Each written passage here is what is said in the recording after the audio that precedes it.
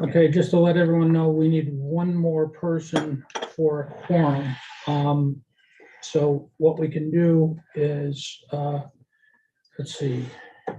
Mayor O'Leary was scheduled to be late. He has a Mayor for the Day ceremony, and then he'll join us. He is logged in, but I don't believe he's there yet. So he's counted for the quorum. Ed Moan, you would be the officer to run the meeting in his absence today. And as soon as we do have a quorum for the MPO meeting, we don't have a quorum for the NVCOG meeting just yet. So as soon as we have that quorum, I'll let you know. Okay, so Rick, are you indicating we should start just the same at this point? Yeah, actually, we have a presentation at the beginning of the meeting today. So Absolutely. what we'll do So is let's do that. So we have Linda Zukauskas with us from the United Way of Greater Waterbury, who would like to present to the COG at this point in time. Linda? Hello, thank you very much. I don't have any slides, so I don't know if you want to show the face rather than sharing the screen. That's up to you. If you have screens that you want to share, otherwise we're fine just hearing from you, Linda. Then just proceed and speak to us. Okay, well, thank you very much for giving me the time to do this. I very much appreciate it. I know you have a lot on your plates. I think the last time I spoke to COG was February 2020. A few things have happened since then. And what I want to do today is to provide you a quick update. We are preparing for our annual meeting, also the annual report. If you saw that last year, you'll note there was, of course, references to the pandemic and what we were doing, in addition to making sure we were taking care of the issues that didn't go away just because we had an immediate problem. We also have a brand new ALICE report out. And I wish I could say the numbers were lower, but we know 44% of our residents are struggling to afford housing, healthcare, food, taxes, which applies to, you know, it's in your wheelhouse. But these are basic expenses and one check away from really being in trouble. I'm also here to note that we've begun our annual campaign, and I'll be reaching out to all of the town leaders individually, because one thing that we'd like to do is increase participation. The funds are vital, but it's also very important for everyone to know that United Way is out there, what we're doing, how we're working in the 3 impact areas of education, financial stability, and basic needs. And for everyone to be aware of resources like 211 and our success stories. So we'll talk about that, but one of the benefits of having you as a group is to mention that we are doing something called Penny Wars. And in the United Way office, we are collecting pennies to raise funds, but the fun part comes in with the sabotage. So if I collect 200 pennies and Kristen comes over and puts a 5 in my jar, silver coin and paper money counts negatively. So while United Way gets $7, suddenly I'm 500 points behind, and I think there's a costume that the loser has to wear in the office or something. So, but it can be very fun. And if I get to talk to you all together, perhaps I can encourage you to be a little competitive. And if you run a penny war in each town hall, maybe there could be a little contest for the town that gets the most pennies. And another exciting thing, for every 1 penny we raise, we get 2, because we have a $10,000 match for this contest. We can emphasize that every little bit helps, and we can double that. It's a cool thing. So again, United Way will be reaching out to all town leaders in the very near future to share town-specific ALICE data so that you know exactly what's going on in your towns. Also, updated 211 data. Who in every town is using and how are they using 211, which reflects how are they using resources that United Way is including in our strategies to move the needle on those 3 impact areas. Some of you may know me from my full-time role as Voices newspaper reporter. So I know that you have a lot on your plates. How do you deal with the ARPA funds? How are you going to deal with budgets as, quotes could have the lifespan of a mayfly? And there's fatigue from residents. We've all been through a lot. So the message from United Way is we are partners. We're looking to share resources, have a little fun, talk with each of you individually to see how can we customize that campaign, get that information out for you. And I wanted to say thank you for lending me your ears. Have a good meeting and an even better weekend. Thank you for that presentation, Linda. Absolutely reach out to all the towns. I think we can all find an opportunity somewhere along the line to have you come in and maybe speak to our employees and further the cause of the United Way, particularly as it relates to the ALICE issue. And yes, it's Connecticut's a tough state. Its cost of living isn't all that affordable, and so more probably fall into that category in our state. And I don't know that that's true, but certainly many fall into that category. And it really is unfortunate. People are out there really working hard, trying to make a living. I truly sympathize with those individuals. They're working hard, doing their best. And yeah, a hand up is hand up, not a handout. Yes. Yeah, absolutely. Thank you, Linda. And I trust everybody in our COG will render some assistance in some manner. Thank you. With that, you're welcome, Linda. So with that said, is the mayor with us yet? Mayor O'Leary? No, you could, he's. All right, when he is, you'll let me know, Rick, please, so that he can take over the chair. Therefore, at this time, I'll call to order the COG meeting. Please, everyone, I'm tongue-tied today. Raise for the pledge. Rick, you lead us, please. I pledge allegiance to the flag of the United States of America and to the republic for which it stands, one nation, indivisible, with liberty and justice for all. Thank you. Rick, roll call. Do we have a quorum yet? We do have a quorum of both bodies. Good. I don't have everyone's video in front of me, so I'm gonna ask some that I don't know. City of Ansonia. Is anyone here from the city of Ansonia? Okay. Town of Beacon Falls. First selectman on the call with us. Okay. From the town of Bethlehem, first selectman Assart. Here. Okay. From the city of Bristol, Mayor Zukauskas going to join us a little late. She let us know she'll be here soon. There's no one from the town of Cheshire. From the city of Derby, Mayor Zekin. From the town of Middlebury, First Selectman St. John informed us that he could not attend today. From the borough of Naugatuck, we have here. Jim? Here. Okay, great. From the town of Oxford, proxy Kristen Rosa. I know Kristen's with us. Okay. From the town of Plymouth. I'm sorry, I am here. Okay. Sorry, I couldn't unmute myself. Good morning. Morning. From the town of Plymouth, Mayor Merchant indicated he may be late today. From the town of Prospect, Mayor Hatfield.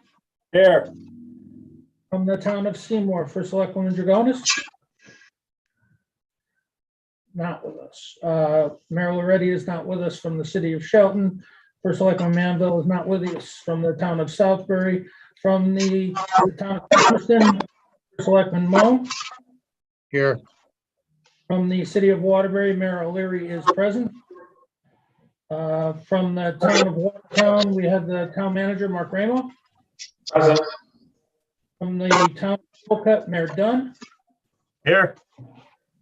From the town of Woodbury, First Selectman Perkinson. Here.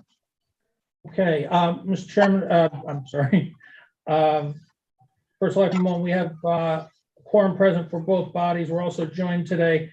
We were already joined by Linda Zukauskas from United Way. We will have on the agenda Kristen Brown from Waste Zero, who is accompanied by Chris Nelson from Connecticut Deep. Sarah Radesi is with us from DOT. Hetty Ayers is with us from Eversource. Joe Villette is with us from the Greater Waterbury Chamber. Tommy Hyde from Naugatuck Valley Regional Development Corp. and WDC. And Lou Mangini has also joined us from Congresswoman DeLauro's office. Okay, thank you one and all. Thank you for that. So at this point in time, we open up the public comment. Is there anyone amongst the public that we had just announced, so to speak, have something they would like to say to us? Public Yes, comment. Hetty Ayers from Eversource indicated that she would like to speak. Please, Hetty, Good morning, Mr. Chair. Good morning, everyone. Can you hear me? we Yes. can. Perfect. Just a couple of quick announcements if I can, given that we've got the winter heating and storm season approaching. First, we just wanted to do a push to ensure that all the single points of contact within our municipalities are trained and registered on our new municipal hub tool. You probably are all aware that this is a bi-directional tool that allows municipalities to report their FPS calls, to report critical facility outages, to view our outage map, and so much more. Our live virtual training sessions have wrapped up, but we do still have computer-based training modules that are available. They take between 30 and 45 minutes. And these are for the single points of contact, as well as for the first responders, dispatchers, and view-only users. So please contact your community relations specialist for assistance logging into the training platform and registering for the municipal hub. It is a two-step process, and frankly, we want to make sure that folks are comfortable using the system during blue sky days so that you understand its functionality before we're in storm mode. So just a plug on that front. And then also just wanted to mention briefly that October is Energy Efficiency Month. And I would encourage you to visit our website under Save Money and Energy to learn more about the broad spectrum of programs that we have available to municipalities, to businesses, and to residents alike to help them manage their energy use and their bills.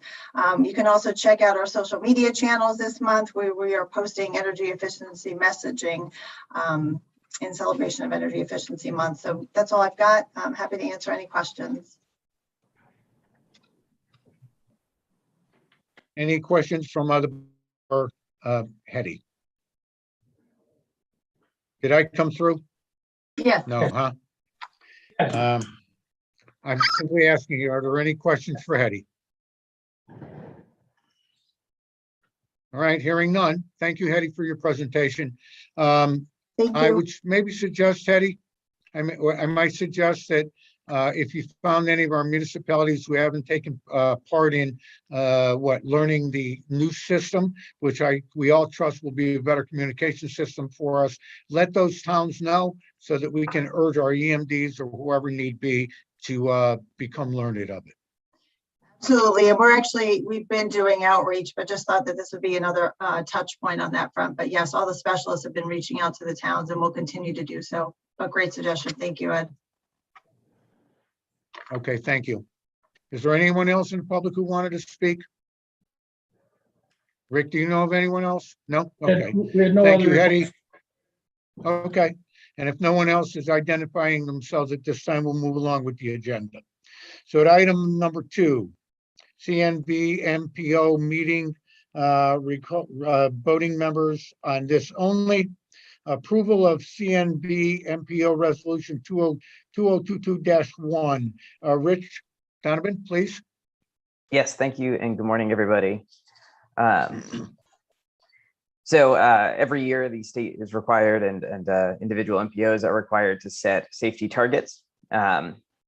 And so we have to vote to either endorse the Connecticut State Department safety targets or set our own.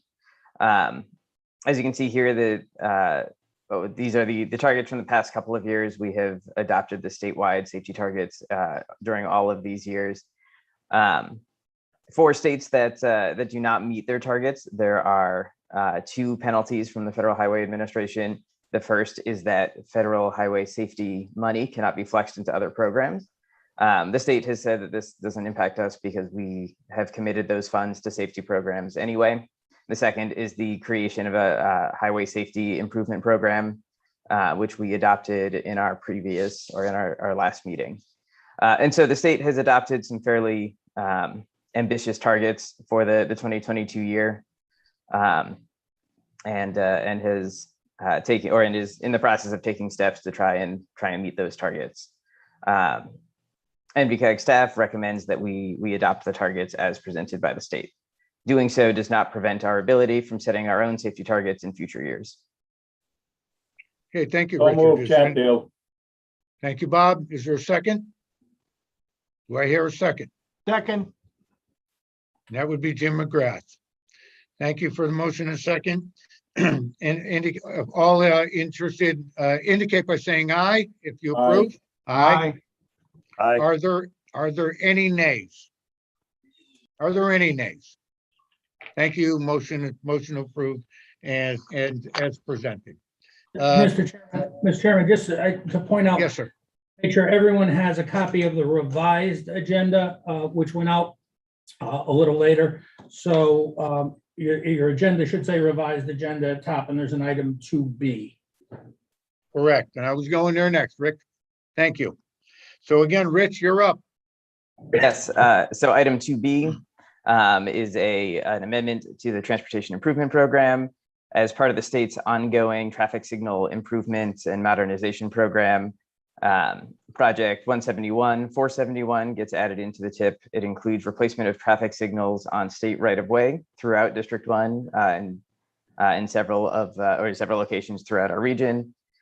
This is funded entirely with federal money. Perfect. Motion, please. Bob, So moved. and second, please. Second. Okay, we got a second by Tom Dunn, I believe it is, or Lenny Assard. I'm not sure. Screen flash. Is there any further discussion on this matter? If none, all in favor indicate by saying aye. Aye. Any opposed? Any opposed? Motion carries. Thank you. Moving along. Item number 3, NVCOG administrative items. We have the minutes from the September 10 COG meeting. Do I get a motion to approve those minutes as presented? Anyone? So moved, Chatfield. I'm gonna do everything. I guess you will though, Bob. Thank you. Okay. Second. Was that you, Second done, yeah. Tom Dunn? Did you second? Yes. Tom, did you? Thank you. So we have a motion and a second. If there are no errors and omissions that anyone would like to correct, all in favor indicate by saying aye. Aye. Aye. Any opposed? Any opposed? Motion carries. Thank you. Minutes are approved. Item number B under the financial reports and summaries for the period ending 8/31/21. Mike. Thank you. So this is the report through August 31st. We are 2 months through the year, so about 16%.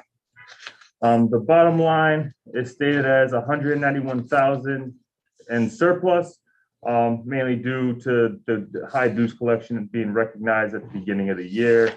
We're still on target for our current deficit spending, but we are working to try to minimize any.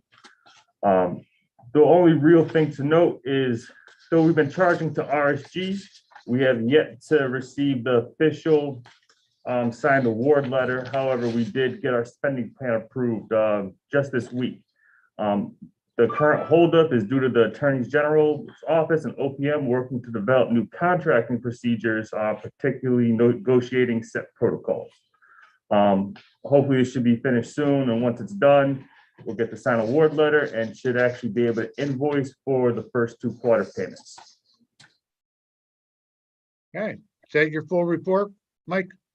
Yes, sir. Okay, thank you. I'm looking for a motion to approve the financial report for that period ending 8/31/21.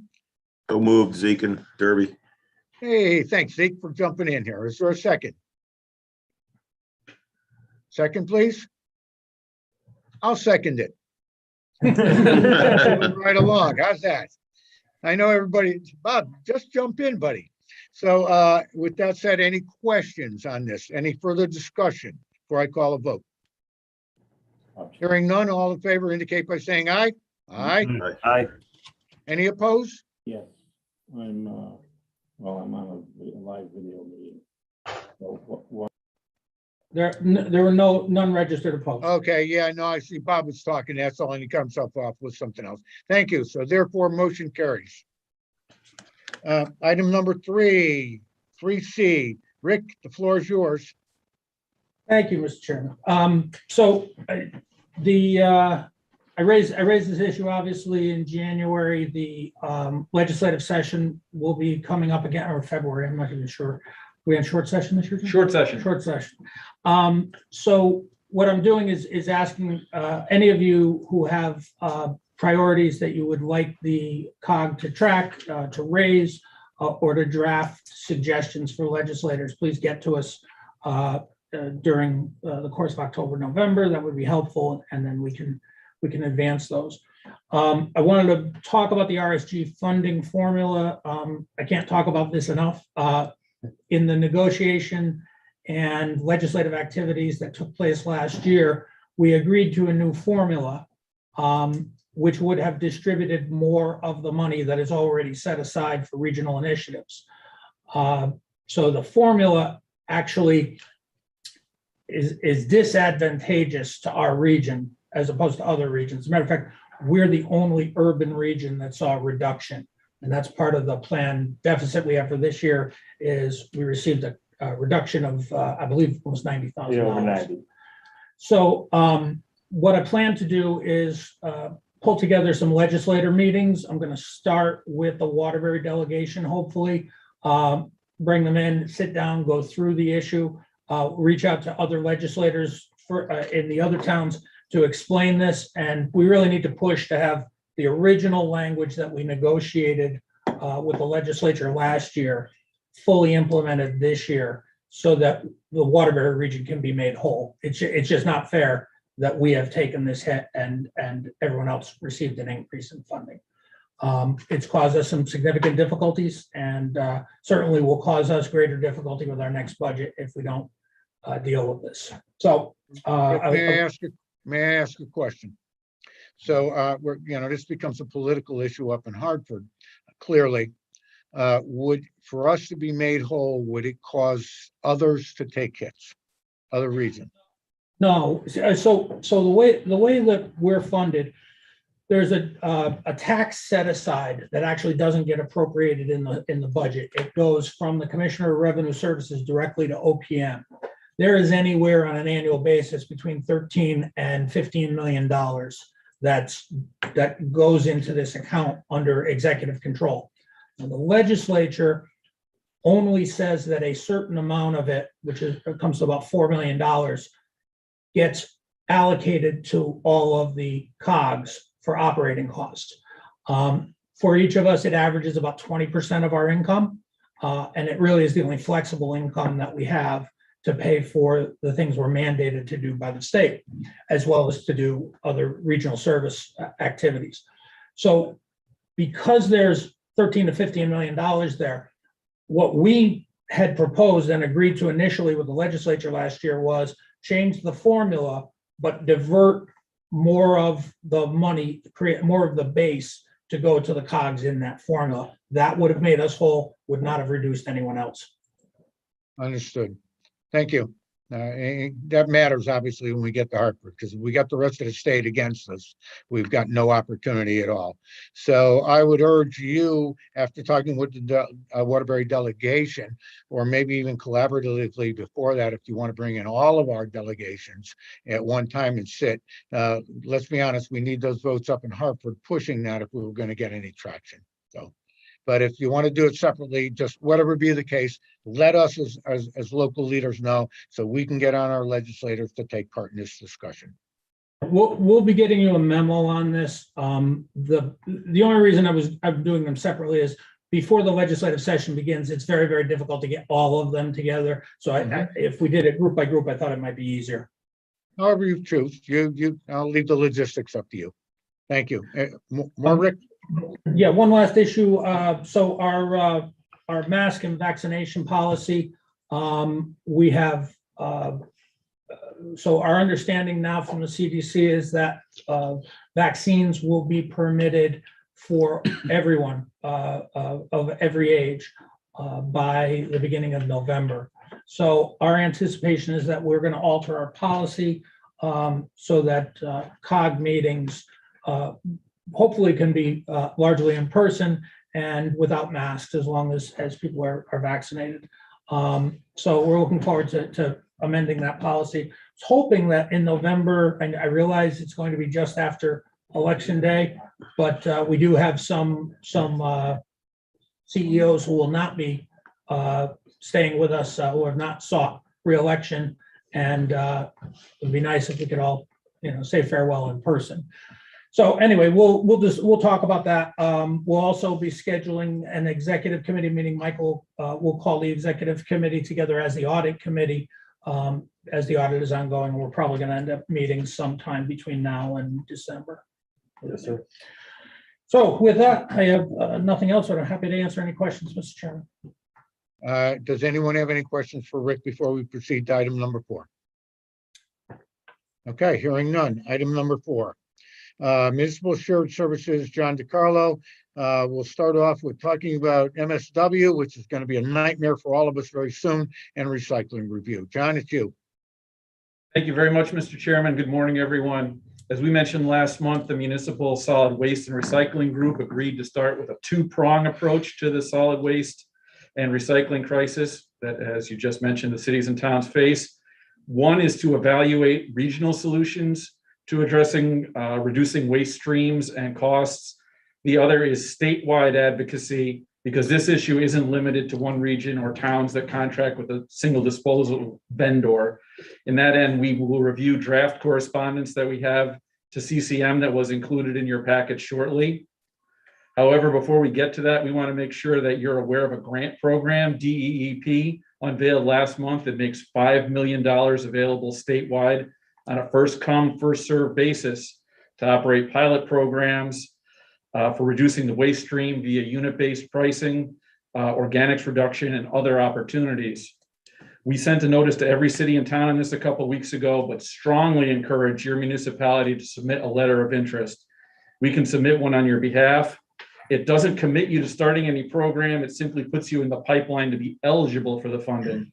NVCOG submitted a letter of interest in running a regional program in this regard. To date, one of our towns has submitted a letter of interest and another will today.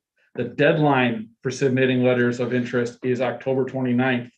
If you have any interest at all, please contact myself or Christine O'Neill on our staff. The sooner your letter is submitted before that deadline, the better.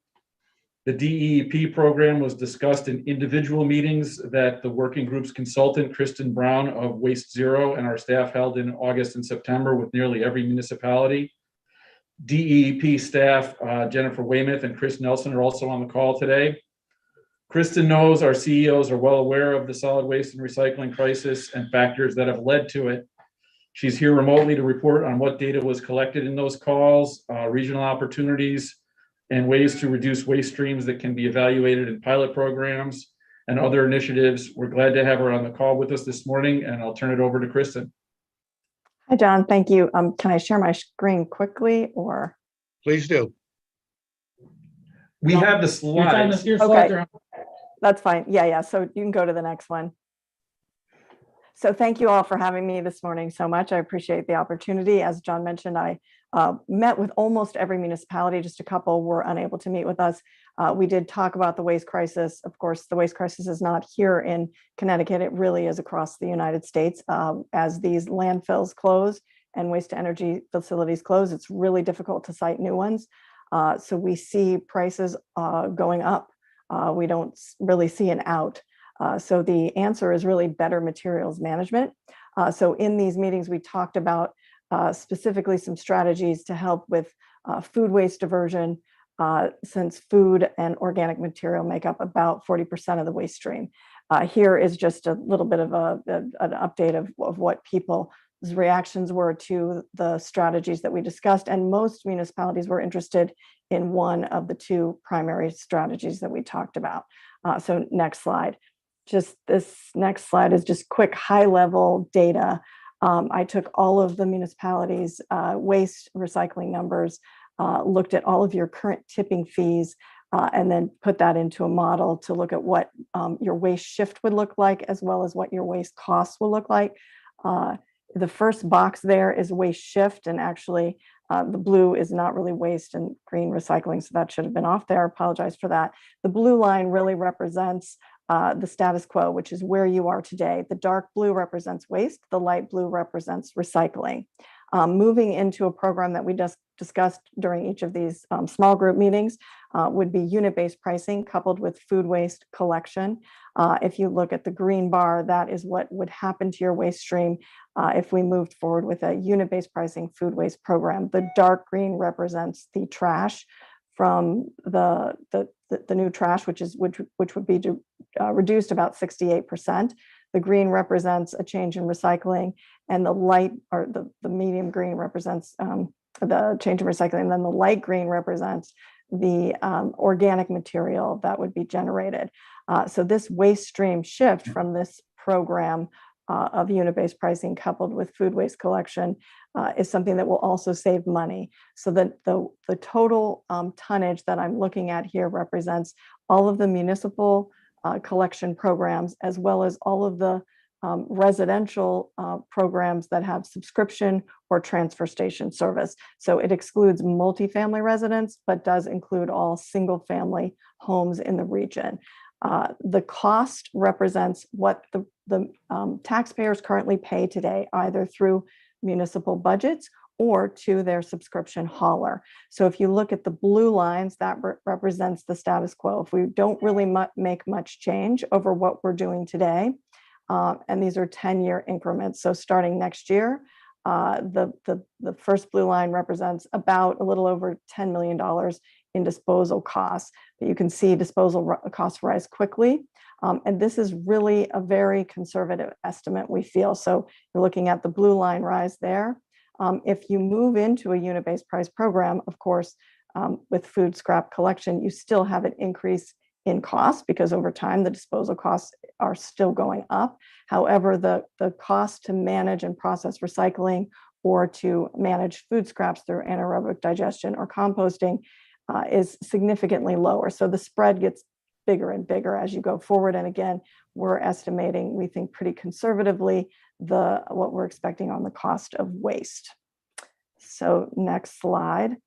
So what I want to talk about quickly here is what John mentioned, and that is there is a grant this year. Currently, we have a CoCollection Pilot that's beginning in mid-November in Meriden, Connecticut. It's going to be our first funded pilot. It is funded through last year's DEP grant fund. But this year, the fund is significantly larger. There's a $5 million pool, so we can take in many, many more municipalities. The Meriden pilot basically is the idea of co-collection. Meriden, 1,000 households in Meriden will receive special trash bags representing unit-based trash bags. They'll receive 2 13-gallon trash bags per week and 1 8-gallon food waste bag per week. They'll be asked to separate their trash into the yellow bag, separate their food into the green bag. It will be co-collected in the same truck, so you don't have to change anything that you're currently doing as far as collection. It works with a subscription hauler as well as a municipal haul situation. The material will be then sorted at their current hauler's transfer station HQ dumpster. It'll be hand sorted. We'll be measuring weights, we'll be measuring compliance, we'll be measuring feedback from residents on the 1,000 households. Now, they'll only be allotted 2 13-gallon bags of trash a week. The recycling system will be exactly the same as it is today. If they need extra bags, they'll ask for extra bags. So the pilot is meant to bring in data that will help us to understand better how residents do in a unit-based pricing food waste collection program. I've worked with a couple of communities over the past week since the grant came out, two being Rocky Hill, North Haven. Both are interested in a similar pilot. North Haven is actually interested in doing it citywide. And the way that their program would work is similar in that they would get 2 free trash bags per week, paid for through the grant, 1 free food waste bag per week. And then residents that need to purchase extra bags would go to the supermarket and purchase those bags at cost, but sort of creating this new kind of waste standard that will allow them to eventually move into a unit-based pricing program where the trash bag will actually pay for a portion of the tipping costs. So I know I discussed that in more detail with most of you, so I won't spend too much time on that. Next slide. This is just sort of a better look at what the co-collection opportunity looks like. The grant is not just for co-collection pilots.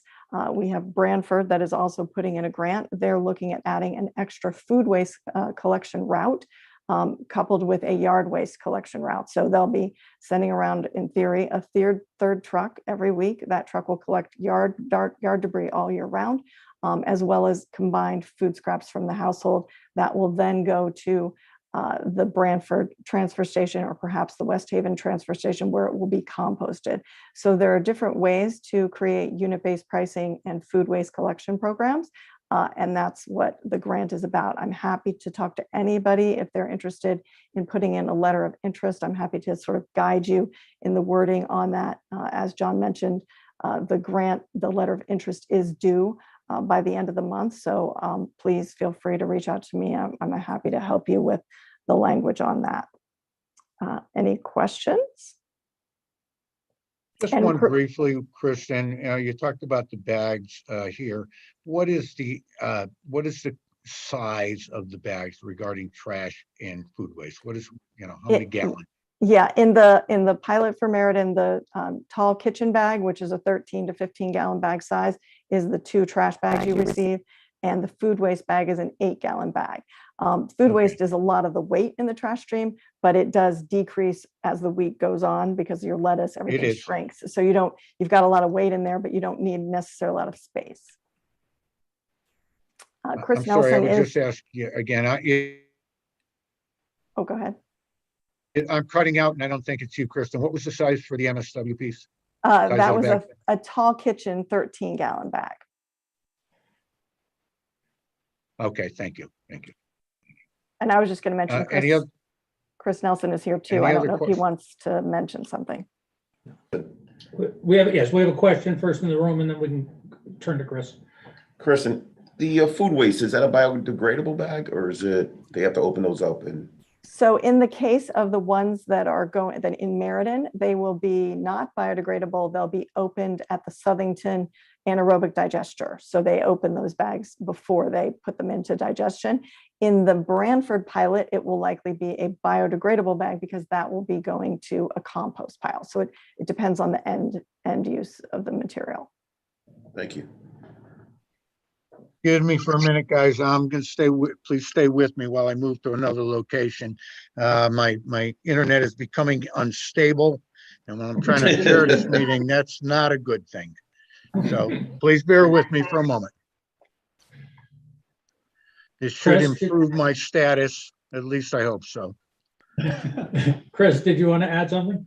No, I had nothing to add, but I will mention, since I have the mic, that in the chat box, I did provide a link to the DEEP webpage that has more details on this municipal grant program. So I would encourage folks who are interested to click on that if they want to learn a little bit more. This is a pretty substantial pot of money, one that we haven't had since I've been working on this issue at DEEP. When I started working on solid waste and recycling issues 10 years ago, this is by far the biggest pot of grant money we've had allocated to us. And we really are looking for, hopefully submissions to implement, big projects that will substantially reduce waste generation or waste diversion. So, aim high for this one. Chris, if I may, I've submitted for Thomaston. The problem I'm having is what I want to do is partner with a local guy. And presently, well, a couple of things. Presently, he doesn't have the zoning regulation, but even beyond that, we don't really have any numbers to throw in there, and that's kind of my problem. I'd like to partner with him for food waste, that is. And he'd be actually willing to do collection on our behalf and everything. It would be a nice program, but again, how do I put a number on something I don't know? But still want to have interest. Well, I mean, I would point you to our Kristen Brown, our resource, and she might be able to help you kind of fine tune some ballpark numbers. At the end of the day, we'll need some estimates as far as estimated tonnage reductions, what the cost of your program might be. That will help us shape the size of the eventual grants. Okay, well, thank you. And Kristen, and I probably have your email somewhere, but if you'd shoot me one so we can have some discussion and maybe you could assist me with getting in the pipeline here. Yep, no problem. I can do that. Thank you very much. Okay, that was good for me. I don't know about you guys, but any other questions on this? Chairman, I did have a question for Chris. So we've got a working group in the agency here, a staff group working on solid waste and recycling issues. And obviously we've participated in commissioners' meetings over the last year. What do you see a way for there to be a regional approach to one of these pilots, or do you just see them town by town? No, we would encourage regional approaches. We think that's a very efficient way to go at things, and some economies of scale that could be reached. I think, Kristen and Deep staff have had conversation with various COGs across the state. And if there's something that there's interest in potentially doing across an entire region or even part of a region, we are open to those types of projects. Thank you. John. Thank you. We're going to move on to the second part of the two-prong approach that I mentioned earlier. We have before you an action item, which is the approval of a letter to CCM. We really have to approach this on a statewide basis as well, not just a regional basis. To that end, in your packets was the draft letter, trying to channel the urgency, or doing our best to channel the urgency of this issue to CCM, and we'll entertain any discussion at this time. And so I'll call for a motion to agree to send this letter off to CCM on behalf of all the regional of our region and all the towns included. Do I have a motion to that effect? So moved. Do I have a second? Second by Zeke. Thank you, Zeke. All in favor indicate by saying aye. Aye. Any opposed? Any opposed? Motion carries. Better to get us involved, kick it upstairs to CCM, so to speak. They have a large voice up in Hartford, and anything they can do to aid our cause would be greatly appreciated. Moving along to item number 5. Mr. Chairman? Yes. I want to know for the record, we've been joined a while back by Sheila O'Malley from the city of Ansonia and Mayor Zaposasu from Bristol. Okay, thank you. Thank you. So moving on to item number 5, emergency management update. That's going to be Joanna. Let's start off with our COVID response. Joanna? Yes, and I want to throw it to John Field, who will give some updates about the FEMA public assistance grants and initial damage assessments. Excellent. John, please. Awesome. Good morning, everyone. Good morning, Mr. Chair, and thank you for the opportunity. Thanks, Joanna. So the American Rescue Plan or Act, the funds, we've been getting quite a few questions on that in regards to the guidance. I will tell you, the Department of Economic and Development has basically taken on the role of answering those questions. So if you do have those questions, you can direct them to me, which I'll redirect to DECD. Right now, the public assistance totals on the COVID response stands just over $149 million in public assistance that we continue to work with the municipalities and other organizations in getting some of their reimbursements done. I'm sure Joanna will talk a little more about the long-term recovery and the submittal of economic needs and stuff like that. I'll save that for her. We're still working on a relocation plan and a sort of oversight transfer to Connecticut Department of Public Health with our warehouse. We maintain a 90-day supply of PPE and all sorts of stuff there in case of fluctuation with the COVID. As everyone probably knows, the governor's executive orders have been extended out to February of 2022. So we'll continue to monitor those and see how that goes. And one of those orders obviously was the mandate on state employees and others to be vaccinated or get into a testing plan. I think the final numbers that I've heard this morning on non-compliance was around 600 out of all the Connecticut employees. So we'll continue to monitor that. And then just real quick on non-COVID stuff, Tropical Storm Henri, we were unable to meet the thresholds, what we could identify as meeting the thresholds for Henri. So there is no PA. So we're now working on Ida, the storm Ida. We did meet the thresholds for Ida. So now FEMA is in-house and actually collecting the preliminary damage assessments from each of the towns. I know in Region 5 over here, they've been doing a lot of virtual meetings to get that information. But at some point, they may want to come out and we didn't have a significant number of IA claims over in our region, but at some point, I'm sure the few that we did have will be getting a visit from FEMA to see if all the costs that they talked about are qualify for FEMA reimbursement through the individual assistance program. But we definitely met it for public assistance, and we're continuing to help FEMA collect the data that's needed for the preliminary damage assessments. So Demis obviously is working to fill some positions. We'll continue to work on that. And then we were just notified that there was some surplus in regards to the Homeland Security Grant Fund program. So each of the 5 regions is going to get $60,000 from the 2019 grant program to the regions. So $60,000 to each region to identify projects that they want to spend that additional funds on. So, Mr. Chair, that's all I have, unless you have any questions, and then we could turn it back to Joanna. I would just say, John, I understand you said you were discussing with each town. I know who our contact is, and I know he's been speaking to you.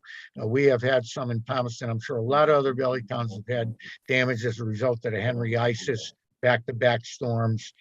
So I encourage you to continue to reach out, because I know we have damage. We have damage that we would like to come under FEMA, both for the IA and for town by town. Yeah, and I know definitely if they haven't touched base with you yet, that Dave McMillan from FEMA is our representative over here. He will be reaching out to each municipality to arrange a virtual meeting, and then I'm sure it'll be followed up from some site visits after that. So, okay, thanks a lot, John. Appreciate that effort. I have a question. Mr. Chairman, I have a question. Please, Tom. Or a comment. I'm not sure if John, if this is the place, but we had a road, just a pipe under the road, explode on one side of the pipe. Long story short, it's the pipe's been there for 100 years, did fine for 100 years and just collapsed. Now we're looking at a new, to put in a box culvert or a new pipe, but they're talking over $1 million. Yeah. Where can you go to stop this ridiculousness of that? That is just outrageous. Number one, the permitting that we have to go through. We got a road shut down. We got one-way traffic now on a road that we need. Where do we go? I mean, FEMA, we've had to call with them. They're going to be great. Hopefully, they're going to help in one way or another. But they don't have the answers. I mean, is that something you guys could do for our region? So Craziness, yeah. it's crazy. Yeah, so a lot of that stuff is regulated by state statute. I think you guys understand that. So we'd have to talk to, the best bet would be talk to some of our legislators to see if there's an opportunity for some changing, but who knows? But there are some grant programs that obviously you're working with FEMA. They can hook you up with some of the grant programs that take care of it. But I don't think that's the problem. I think there are enough grant programs out there to assist in paying for some of that money. I think the problem becomes when you have something like that happen and you have to shut down a road for an extended period of time while you go through the permitting and checking with this one and doing this one and all that kind of stuff. I think that's the problem. The problem becomes the time consumption to do all that stuff and having that road closed and causing interference with traffic. And, sometimes it's the only access to certain properties. So it becomes a real issue, but we can take this more offline, Tom, if you want. So, and I think we've had some discussion on it already, I believe, but we could take it more offline and we could see if there's something we can do for you. Okay, thank you. You're welcome, sir.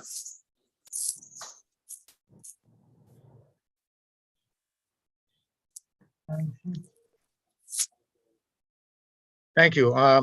Local business guys got to jump out periodically. Sorry about that. So here we are. Joanna, I believe it goes back to you now. Thank you, John. Thank you for all your comments. And yes, please encourage your FEMA guy to contact every town, as I'm sure every one of us in this region have had some issues with these storms. I know we've had multiple. Thank you, sir. Thank you, John. Joanna? Okay, I just wanted to add a comment about the Wolcott situation. If you haven't already added that project or that intersection to your annex of the hazard mitigation plan, make sure that that's in there. Aaron Boudris is heading that effort right now, and he could probably contact you and find out, some details about that too. Okay, so what I wanted to talk about this morning is the long-term recovery. And I've been sending a whole bunch of emails regarding this FEMA Region 1 call for projects. And they have an online portal for this. So just want to reiterate, there is no magic wand. This is just a big roll of the dice. But Naugatuck Valley Council of Governments is encouraging all of our towns to submit projects through this portal. And if you feel like you need some help with this, myself, I can help. There's other staff that can help from a Naugatuck Valley Council of Governments. And I just want to reiterate, this is all dealing with, projects deal with economy, health and human services, or housing related issues that became even worse during the COVID pandemic, or that have arisen out of the COVID pandemic. The DEMIS, so the whole process of all of this is that the FEMA Region 1 is working with the governor's office, DECD, and DEMIS. What's going to happen first is the state's going to look at all the projects, prioritize them, send them over to FEMA Region 1. FEMA Region 1 is then going to, it's called their Interagency Recovery Coordination Group. What they're doing is looking at the 107 federal agencies and departments, looking for some kind of money resources for those projects. And they specifically want the problem projects that either were denied funding or that you've had an idea for this, but you thought, where do I start with this? That they're looking for all kinds of projects. So I would say, don't be shy. If you have doubt, send it in. The only thing that we ask from Naugatuck Valley is if you do send it in, please send myself a copy of what you've sent in, because we just want to keep a record of all the projects that were submitted so that there's not a double submission. To that end, though, Naugatuck Valley Council of Governments is also going to be submitting region-wide projects. Again, projects that were either denied money or that were identified in a regional plan of some sort, plan of conservation development, hazard mitigation, brownfields. There are also, we're hoping to submit something regarding broadband, as our vice chair is now, or rather our treasurer is experiencing. waste management, food waste management, all those kinds of topics. We're in the process of figuring out all those types of projects to submit. So Joanna, if I could I just want to stress a point here for everyone. Don't let the FEMA affiliation throw you off about eligible projects. These are any kind of project that you think will benefit your community. We encourage you to put in across all categories. It's just not hazard mitigation or the normal FEMA type project. FEMA just happens to be facilitating the portal on this, but we've seen some that have been filed by other areas for a regional urban tree canopy study survey. So, I mean, anything that you think is a good idea. Joanna calls this a good ideas list on a regular basis. I think that's what it is. So anything that you have, we're going to be putting in the regional wastewater project costs. We're going to put in maybe some larger highway interchange projects that have been delayed for a long time. But we encourage you to think very widely about what you can do in your community and what you should submit. I'm sorry, I just wanted to make that point. yeah, and to that point, Ansonia and Watertown have already submitted some projects. Ansonia with brownfield remediation, and to Wolcott's point, Watertown has actually submitted for culvert redesign. So that's also something that I would encourage Wolcott to put in there. Okay, and I'm going to move over to Regional Emergency Planning Team update. The Region 5 meeting for the steering committee is October 18th. The next CEO meeting, November 15th. And as far as Emergency Support Function 1 for transportation, the new contact from Naugatuck Valley Council of Governments is Rich Donovan. He's going to be working on transportation and emergency and traffic incident type issues. And the last but not least, community emergency response teams. I just want to encourage that for those communities that do have certs, please use them when you have your COVID events, they have been supporting vaccination clinics, food distribution. They've also helped out during tropical storms Ida and Henri. And there will be a statewide training event happening maybe not this year, but in the next fiscal year. So look out for that. So thank you so much. If there's any questions, I'm happy to answer them. Any questions for Joanna? Hearing none. Thank you, Joanna. Thank you for a great report. And thank you, John, for your earlier report. Very helpful, I'm sure, for all communities. And item number 6, NVCOG Planning and Transportation. Regional Service Grant for fiscal 21 annual report submission to OPM. Is Mark presenting that as well as the next item, Rick? Yeah, a couple of things. We're going to suggest tabling item 6B. The TTAC committee is going to take that up next week, I think. Early November. So we can address that at a later meeting. Okay, so you want to skip 6 in entirety at this point? No, on 6A, this is really just fast. Mark spends a lot of time on this. This is really the work plan that outlines everything we do. We submit this as our required budget and narrative to the regional, to OPM for the RSG grant. But it struck me that we don't distribute this to the CEOs. And I encourage all of you, when you have a few minutes, take a look at this report. We sent it to you, I believe, under separate cover. And it outlines every little bit of what we do, how it's funded, where the cost share comes from. It's a really good tool to understanding what everybody at this agency does on a regular and annual basis. And I encourage everyone to take a good look at it. I don't know if Mark had any. No, I think that covers it pretty quickly. And again, just if there's any questions, don't hesitate to reach out to me, and we'll definitely get you an answer to it. But as Rick said, it's just our basic. This is what we do every year.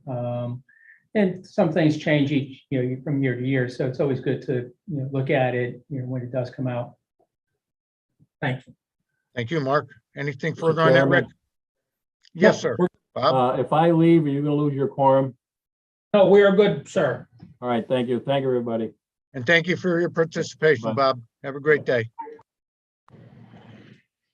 All right, moving along. Number 7, environmental planning, Kingstown Dam update. I don't believe, is there an executive session necessary? I don't believe so. Is there, Rick?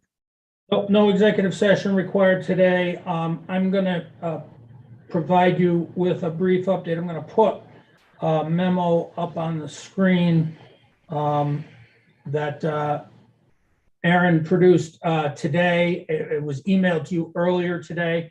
And I'm gonna have him just sort of hit the highlights on it. But you know, a lot happened this week.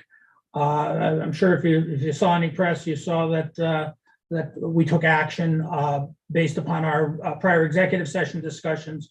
Mayor O'Leary and Mayor Hess directed us to proceed with, and direct our attorney to proceed with the filing of the complaint. I didn't ask our counsel to be here today. I thought we could explain this without having to pay someone to be here today. So the action that we took was a request. We filed a complaint requesting that the exemption from licensing be revoked for the Kingstown Hydro project. And the owner of that is now Hydroland. Aaron's memo, Aaron, is Aaron with us? I know Aaron had a meeting. Yes, I'm here. Aaron, do you want to just quickly go through these documents, this document? I'll just note for the board that you, like I said, we emailed them to you. So the hyperlinks that are in there will bring you to all of the reference documents, the motions, press releases, and other information that we have. Aaron? So the intent of the complaint, as Rick said, is to revoke the facility's operating license exemption. And that would force Hydroland to either seek a new license or a new license exemption. And that would give the resource agencies the ability to really rethink fish passage at the dam from the bottom up and develop solutions that would actually fix the problem. On October 5th, Hydroland's CEO, Corey Lagerstrom, submitted a letter to FERC, which was actually, it's not in response to our complaint, but in response to a FERC order that was originally due on August 1st. The letter concedes that there's serious problems with the dam and gives numerous excuses for why there's been no action to date in response to FERC orders. It proposes a timeline to address the issues in time for the 2023 fish passage season, but it really doesn't give any details about those plans, and it includes a number of contingencies that would likely push the timeline much further into the future. So our coalition partners and their attorneys agree that the letter is really an attempt to delay further action. It doesn't address issues that have already been identified, and it disregards deadlines that have been set by the Fish and Wildlife Service and FERC. It doesn't provide any details at all about, you know, what improvements they're really proposing. And it's not clear that Hydroland has the staffing or the resources to actually carry out any of the tasks that would be required. So we're working with our attorney and our partners to prepare a response to this letter, and we'll review and respond to the response to the complaint that they're required to file within 20 days. I can answer any questions if there's any out there. If I would just add, what we're looking for at this point is really U.S. Fish and Wildlife and DEEP to produce a strong response. We hope, as we talk with them, we hope that they see through this relatively transparent attempt on the part of Hydroland. But we want to move forward with a solution that passes the fish through here. I mean, that letter that they sent, they blamed everything from their own personnel to their consultants to Hurricane Ida to COVID. I mean, they blamed everyone but the fish for the problem here, and it's really kind of a weak attempt at delaying this. So we will continue. The two mayors who are leading, Mayor Hess and Mayor O'Leary, will continue to meet with Attorney Shems and ourselves, and we'll keep you informed. We'll schedule any additional executive board meetings as they may be required. Okay, thank you, Rick. So let's move on to item B. Christine O'Neill, you want to talk about SoulSmart? I would be ecstatic to talk about SoulSmart, and you are going to be equally excited when you hear what it's all about. So if we could go to the slide. Oh, perfect. Okay. So SoulSmart is a nationally recognized program that involves certification for communities or regions that will ultimately result in faster, more efficient, more effective solar development. So it's funded by the US Department of Energy, which is super cool because that means it's absolutely no cost to us. If you understand how sustainable CT works, it's very similar. You've got this menu of actions. You have certain required actions, certain optional actions in categories like best permitting practices, community engagement, and trainings. You hit those actions and get enough points, you get a certification. Okay, so here's an example. One of the required actions is to create a solar landing page with resources and information on solar goals and things like checklists. That's a pretty simple thing to do. NVCOG does it all by ourselves with no need for input from the towns, but the towns benefit from it. There's another option below for special focus, but I think you get the idea. Ready? Okay, so here's why this is a really great program. First of all, your staff doesn't need to commit any extra time to getting this regional certification. We can take care of it on the NVCOG end. It ultimately produces a bunch of resources, guides and trainings and web pages that both solar developers and your staff can use to help increase solar capacity. Of course, I love this because I'm an environmental planner and it's more renewable energy, but you should also love it from an economic development standpoint because you're basically saying Naugatuck Valley is open for business here for solar developers. And finally, a third-party review found that there's increased solar capacity in these designated communities. So we know this program is effective. Next, please. So we are looking for silver certification. We will likely hit bronze first, but just FYI, our neighbor Scrog has that silver certification already. I've had conversations with multiple people over there. They're very excited. We're looking to do this as well, and they sort of stand ready to help us as our allies. And so what I'll, in a minute here, what I'll be asking you to actually look at is this solar statement. That's really the first step. It kind of basically states we recognize that we want more solar here and we're, participating in the program. This was presented to the Regional Planning Commission. Unfortunately, they lacked a quorum that night, but those present did react favorably to it. I hope you will do the same. And just one more thing I want to mention real quick. If we could go to the next slide. So if you heard this presentation and you're like, wow, I want more solar in my community, you can get a designation in addition to our regional NVCOG designation. You could join the 400 plus other communities and get your own SoulSmart certification. If you choose to do this, please talk to me. We would love to support you and partner on actions for this. And just real quick, my contact information is on the next slide. Give me a call, give me an email. I'd be happy to talk to you more about this program. And if we head back to our other slides, I believe we have our recommended motion, but I'll certainly take any questions before we make that motion. So Christine, if we receive the certification on a regional level, all right, how would it benefit towns to specifically seek certification? Sure. So on a regional level, we can do things like provide resources. We obviously don't have the power to pass ordinances or change zoning laws. Towns can have sort of these more targeted actions that will, I think, maybe have a different sort of more localized impact, like with those zoning regs and things like that. Also, we couldn't get gold certification, which we're not currently seeking, but we might in the future. We can't get that unless something like a third of our towns have their own designations. Okay. Thank you.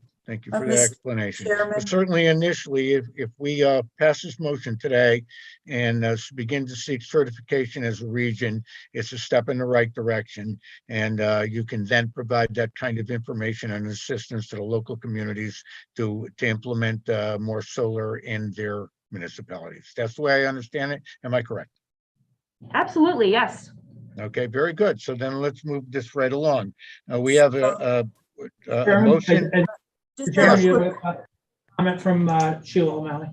I'm Sorry, sorry. Mr. I'm sorry. Sorry, My Mr. bad. Chairman. Sheila, please. That's okay. Should have raised my electronic hand. Thank you, Christine, for that presentation. I just have a quick question. I mean, in terms of solar panels, I'm under the impression that towns and cities don't get to tax the solar panels or any of the property that's used to house solar energy panels. And so I'm not so sure, we're jumping for joy at that because we don't get any revenue. I get the energy savings and all the environmental stuff, but we're not getting we're not generating anything in return in terms of tax dollars. Just wanted to bring that up for attention. Thank you. That's a really interesting point. I'll definitely think about that. One thing that I will say that the way the program is designed, it's you kind of create your own. They don't give you just a standard template, right? So from my point of view, from environmental perspective, we don't just say like solar's great. There are problems associated with it. One of those things for environmental again is like water quality, right? We don't want all this impervious surface. So for things like economic development and such, we can talk about that more and figure out how we design these practices. Like for instance, if a business can offset some of their energy costs, that's good for their bottom line, good for their profits, and ultimately, I agree. It's not as straightforward, but I'd be happy to talk with you about that. Yeah, that's a good way of thinking about it. Thank you. Appreciate it. Thank you. So once again, let's go back. I think Sheila, with all due respect, and I agree with you. I know very well that is also that we cannot tax anything solar related. That's by state of Connecticut. And I'm not, obviously as a CEO, I would rather the tax revenue as well. Where I think the real benefits are is where there may be a contaminated site adjacent to some properties or something like that, wherein we can put solar because that is a piece of property that's very difficult to develop anyways. And then kill two birds with one stone, so to speak, bring some less expensive green energy into our communities without it, because those properties are off the taxable rolls anyway. So good point. Thank you, Mr. Chairman. Absolutely.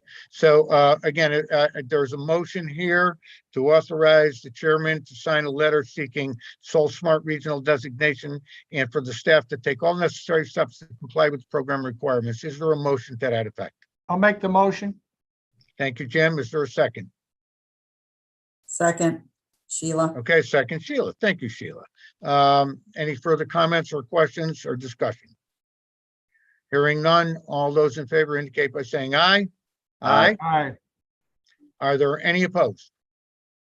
Are there any opposed? There it is. Motion passes unanimously. Thank you. Thank you so much. And you're welcome, Christine. Thank you. Okay, DEP Regional Trails Grant. Aaron, you're up, buddy. So just a quick reminder that in August, DEP announced the new funding round of the state recreational trails program. It'll fund an array of trail-related projects, including planning, design, and construction of new trails or maintenance and restoration of existing trails. There's $3 million available. It's going to be very competitive. Selection will be overseen by the Connecticut Greenways Council, and deadline is November 1st. COG staff can assist with applications and support letters if requests are made soon. And we have been working with a few of our communities so far. Aaron, quick question from me. Does this help us, Mark Ramo and myself, with the bridge across Branch Brook from Thomaston to Watertown to continue our recreational trails, or really get it off the ground, at least in Thomaston? So funny you should say that. Watertown is considering an application for the design of their section leading up to Branch Brook. Okay. And I think that will, allow the town to sort of address all of the issues that DOT has with that section. And hopefully, get them to approve the lot SIP funding that the COG has approved. Okay, thank you. Thank you. Yeah, anything we can do to move that along. And Mark, thank you for partnering with us on this, even though it's all in your town, buddy. It's essential for Thomaston in order to make it happen at all here. We got to cross that brook. That's got to be where we start. Thank you. Sure. Okay. Mr. Chairman, just one quick note on that. Again, we're trying to everything in our powers to try to move that project along. As you know, the big issue has been DOT's concerns about the Watertown section causing impact to the water main. And the Thomaston section right now, they don't feel has a logical termini. So we're trying to address that by showing that we're going to connect it to Watertown and then all the way back down to Frostbridge Road. So this application that we're working with Watertown on is hopefully going to allay those concerns and fears, but that's been the hang up. We've been trying to work with the DOT for, it's going on 2 years now to get the thing moving, because quite honestly, your section is fully designed, plans are done, everything's all done, it's all ready to go. We're just waiting for the DOT to give us the go ahead with the funding from LOTSIP. Absolutely correct, Mark. And my statement was not meant to indicate that COG hasn't worked hard on this. I'm well aware of the efforts that have been made down there. I'm just pleased to hear that we can seek some grant money to help Watertown get theirs in place so we can move this along. We all know it's a slow and steady process, and it's a difficult one at that because, well, it requires funding that is in short supply. But thank you for your efforts as well, Mark. I'm aware. Thank you. I have nothing further on that, but you're still up. You're still up. Yes. Aaron, please. So the city of Waterbury has asked the COG to submit an application on its behalf for to the Rec Trails program for an environmental and engineering study on its next phase of Naugatuck River Greenway. It'll be nearly identical to a project that we had applied to the program for in 2018, but that application was ultimately not funded. So phase 1 of the Waterbury Naugatuck River Greenway is currently under construction, goes from the Naugatuck line to Eagle Street. The city's next priority on the Greenway is phase 2, which will extend the trail 2 miles from Eagle Street into downtown. There was some initial routing and conceptual design work conducted in 2013 as part of the city's Tiger application. But that route is very complex. It crosses several legacy industrial properties. It's going to require several bridges and some really complex engineering to make connections. So the city is proposing a study to build on the initial work that was done in 2013. It would reestablish the trail's preferred route, considering some major changes in the corridor, investigate property ownership, conduct environmental due diligence, investigate engineering needs, and conduct some preliminary engineering work. NVCOG would contract with and oversee a consultant to conduct the study. So the consultant's going to prepare detailed environmental, engineering, and construction cost estimates to prepare the city for future funding opportunities. And the intent is to really avoid some of the pitfalls and delays that the city encountered during the design of phase 1. So the city's pledging cash to cover the match requirements and asked NVCOG to submit the application and administer the grant if it's awarded. So there's a recommended motion on the screen to endorse Resolution 2022-02, which would authorize Executive Director Rick Dunn to submit the grant application to DEEP and to sign any documents associated with administering it if it is awarded. Okay, I have a motion on the floor. Do I hear a motion from one of our members? Tom Dunn, thank you. Motion. Second, please. Second by Jim. Thank you, Jim. All in favor indicate by saying aye. Aye. Aye. Are there any nays? Are there any nays? Thank you. Motion passes. Okay, where are we now? No, we're not. We're down the line here now. We're down to Brownfields program discussion. Rick? Yes, Mr. Chairman, thank you. So this is something that I've been meaning to add to your regular agenda so that we can keep you updated on activities. Ricardo is actually on vacation this week, and we've been quite overwhelmed with a lot of things. I just want to give you a couple of updates. So the assessment grant cycle, we have a solicitation out asking towns to submit proposals for assessment grants. Those are due on the 15th of this month. We have initiated additional grants, supplemental grants from EPA for the revolving loan fund. So we have a few more dollars there, and we'll be talking to all of you as soon as we can have a loan committee meeting for RLF. And then the Regional Brownfields Partnership Annual Meeting, we're going for an in-person meeting on December 2nd. It's going to be held at the Mattatuck Museum. You can RSVP through our website, I believe, right? It's an email RSVP. Okay, so we've sent out our emails to you. We'll probably follow up with reminder emails. So anyone who wants to attend, certainly any of the CEOs, we know that you have designees in most towns for this, but anyone from economic development, planning and development that you want to bring, that's fine. We just need to get a count so we know how many people we're gonna have in person, and hopefully we have people show up. We're not doing a remote option on this meeting, so we'll see how it goes. Okay, thank you for that, Rick. I believe that wraps up most of that, but there is an other item. So is there anyone here present today who has anything other they would like to bring up before this Council of Governments? Anybody raising a hand or something? I don't see, Rick. Gotta advance the slide. There is another. Oh, there is? Oh. Okay, so wasn't on mine, so please. Okay, John? Thank you very much again, Mr. Chairman. This is a very brief update on our household hazardous waste event that we had. We have 3 events a year. The 3rd event of the 2021 calendar year took place a couple of weeks ago in Beacon Falls. It was a very successful event.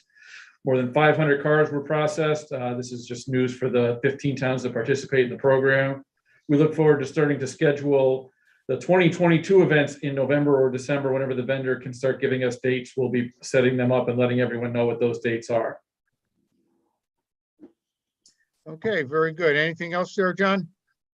That's it for now, Mr. Chair. Thank you very much, John. So I'll go back to once again, just briefly, anyone else present at this meeting would like to have discussed today with our councils of government? Hearing silence, I will simply ask for a motion to adjourn. So moved. Second. Lenny, thank you. Thank you, Tom. All in favor? I'm sure that's a unanimous aye. Thank you one and all for your attendance today. And a big thanks to the councils of government who does a great job for us. Goodbye all. Enjoy your weekend. Take care.